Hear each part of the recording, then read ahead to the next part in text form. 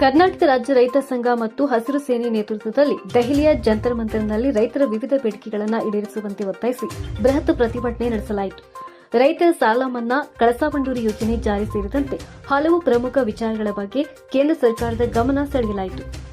ಕಳಸಾ ಬಂಡೂರಿ ಮಹದಾಯಿ ಯೋಜನೆ ನ್ಯಾಯಾಧೀಕರಣದ ತೀರ್ಪು ವಿಳಂಬವಾಗುತ್ತಿರುವುದನ್ನು ಖಂಡಿಸಿ ತ್ವರಿತಗತಿಯಲ್ಲಿ ಆದೇಶ ಹೊರಡಿಸುವಂತೆ ಒತ್ತಾಯಿಸಲಾಯಿತು. ಸಾಲ ಮನ್ನಾ, ರೈತರು ಮತ್ತು ಮಹಿಳಾ ಸ್ವಸಹಾಯ ಸಂಘಗಳ ಸಾಲವನ್ನು ಸಂಪೂರ್ಣವಾಗಿ ಮನ್ನಾ ಮಾಡಬೇಕು. ರೈತರು ಬೆಳೆದ ಬೆಳೆಗಳಿಗೆ ವೈಜ್ಞಾನಿಕವಾದಂತಹ ಸೂಕ್ತವಾದ ಬೆಂಬಲ ಬೆಲೆಯನ್ನು ಘೋಷಿಸಬೇಕು. ಭಾರತ ಮತ್ತು ಅಮೆರಿಕ ದೇಶಗಳ ನಡುವಿನ ಕೃಷಿ ಒಪ್ಪಂದವನ್ನು ಕೇಂದ್ರ ಸರ್ಕಾರ ಕೂಡಲೇ ಕೈಬಿಡಬೇಕು. ಪ್ರತಿ ರೈತರಿಗೆ ತಿಂಗಳಿಗೆ 10,000 ರೂಪಾಯಿಗಳ ಮಾಶಾಸನವನ್ನು ನೀಡಬೇಕು. ರೈತರ ಹೋರಾಟಗಾರರಾದ ಮೇಲೆ ಹಾಕಲಾಗಿರುವಂತಹ ಎಲ್ಲಾ ಕ್ರಿಮಿನಲ್ ಮೊಕದ್ದಮೆಗಳನ್ನು ಹಿಂಪಡೆಯಬೇಕು. ಪ್ರಧಾನಮಂತ್ರಿಯವರ ಹೆಸರಿನಲ್ಲಿ ಸಿದ್ಧಪಡಿಸಿದ ಮನವಿಯನ್ನ ಸಂಬಂಧಿಸಿದ ಅಧಿಕಾರಿಗಳು ಸ್ವೀಕರಿಸಿದ ನಂತರ ಪ್ರತಿಭಟನೆಯನ್ನ ತಾತ್ಕಾಲಿಕವಾಗಿ ಹಿಂಪಡೆಯಲಾಯಿತು.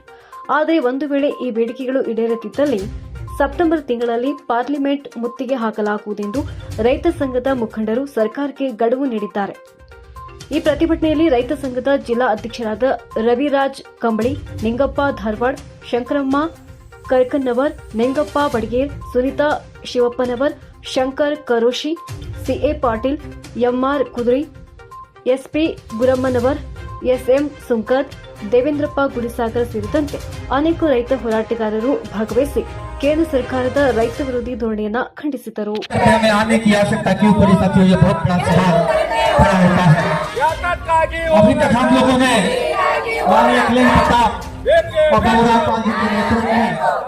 उत्तर प्रदेश के तमाम जिलों में